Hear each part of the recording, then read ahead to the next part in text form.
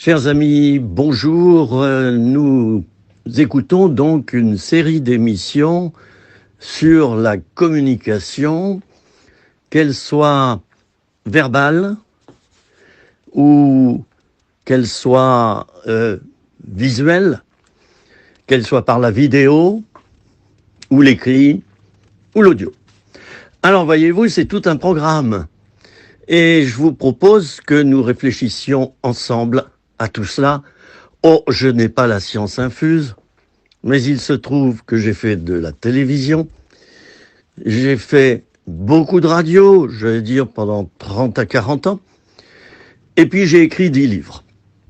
Alors, je ne crâne pas lorsque je dis cela, je voudrais simplement préciser que, je suis dans le bain. Et c'est ça l'important lorsque l'on traite d'un sujet, c'est de l'avoir vécu, quoi. Hein. Le vécu de terrain est très très important. Vous le savez, vous qui avez fait parfois un exposé à l'école, c'est une chose que de traiter d'une manière cérébrale d'un thème, et autre chose que de le traiter également et en supplément avec une expérience de terrain.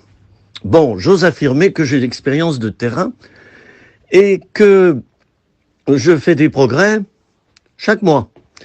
Ma communication est en perpétuelle transformation. Alors retenons-le.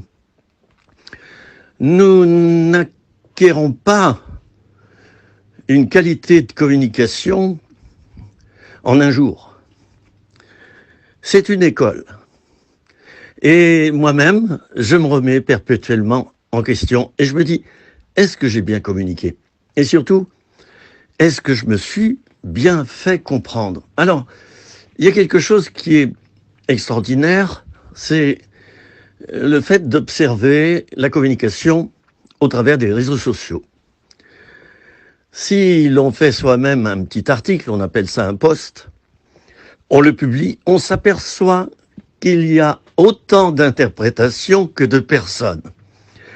Mais oui, les mots, qu'ils soient donnés par oral ou par écrit, et peut-être en supplément par la vidéo, les mots, l'image, l'écrit, ça se décline.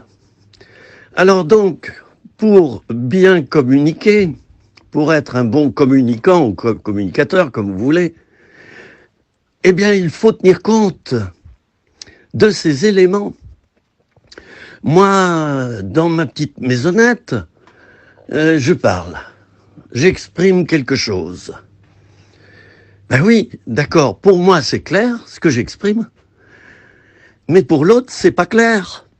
Ou, du moins, c'est peut-être clair, mais d'une manière différente. C'est comme un diamant. Il y a 1001 manières de regarder un diamant. Pourquoi? Parce qu'il y a 1001 facettes à ce diamant. La communication, c'est comme ça également. Bien, alors, il y a plusieurs sortes, plusieurs manières de communiquer. On communique d'une manière orale, on communique d'une manière visuelle, ça c'est la vidéo, et on communique aussi par l'écrit. J'ouvre une parenthèse pour dire que le silence est également un style de communication. Le fait de ne rien dire, ou le fait de ne pas être présent dans un débat, ça parle, ça communique. Donc il faut faire très très attention, parce que nos actes, nos comportements, nos paroles, ce que nous laissons transparaître, ce que nous sommes, tout cela, ça influe dans notre communication. Les gens à l'heure actuelle sont très déçus de la politique et beaucoup ne votent plus. Beaucoup de citoyens français, nous sommes en France, ne votent plus, ne se déplacent plus pour voter. Pourquoi? Ils sont dégoûtés parce qu'ils s'aperçoivent qu'on leur dit des choses, mais que les actes sont tout à fait à l'opposé. J'entends de ci, de là, des personnes dire « oui, mais il avait promis ça ». Et il l'a pas fait. Alors vous comprenez, quand on communique, l'important aussi, c'est de communiquer également vis-à-vis de ce qu'on a fait soi-même. Je l'ai dit, on peut rester cérébral. Et là, on va tomber dans l'idéologie. On va tomber peut-être dans la pensée unique. Et c'est un piège. Les gens, à l'heure actuelle, aiment bien voir, entendre ou lire des personnes qui ont du vécu. Et on est en plein dedans. Nous sommes en 2022. Les gens en ont marre des belles paroles. Les gens en ont marre de ce qui est théâtral quand on regarde les hommes politiques, mais pas que les hommes politiques, certains pasteurs également, qui usent des faits de manche, qui sur l'estrade utilisent des techniques de communication pour mieux manipuler les auditoires. Les gens en ont marre de tout cela. Ils préfèrent voir par exemple un abbé Pierre dans son vêtement noir. Bon, il est décédé, il est auprès du Seigneur. Le brave, ah c'est sûr, avec tout ce qu'il a fait, et il avait une foi bien chevillée. Je vous rappelle qu'il a été député, l'abbé Pierre, peut-être certains ne le savent pas. Voilà un homme qui non seulement était un bon communicant, vous pouvez écouter ses discours, ils ont été enregistrés, mais il joignait les actes à sa communication. Il était là dans les rues, en plein hiver, j'aurais du mal à dire quelle année c'était dans les années 50. Il était là avec le peuple qui crevait de froid dans les rues. Il est allé sonner les cloches aux députés. Il a parlé au gouvernement de l'époque. Et il a été écouté. Oh, il s'est fait beaucoup d'ennemis parce qu'il disait la vérité. À l'heure actuelle, quand on dit la vérité, on se fait des ennemis. Vous savez pourquoi? Parce que les gens sont habitués à croire le mensonge. Alors quand vous arrivez, vous, avec vos gros sabots, et que vous dites la vérité, les gens crient au scandale. Ben oui, ils sont habitués à croire le mensonge. Alors du coup, ils vous disent que c'est vous qui mentez, alors qu'ils ne s'aperçoivent pas qu'ils sont eux-mêmes totalement englués dans le mensonge. C'est triste. Mais nous vivons dans cette époque et il nous faut bien faire avec. Alors mes amis, je voudrais, pour conclure, dire ceci.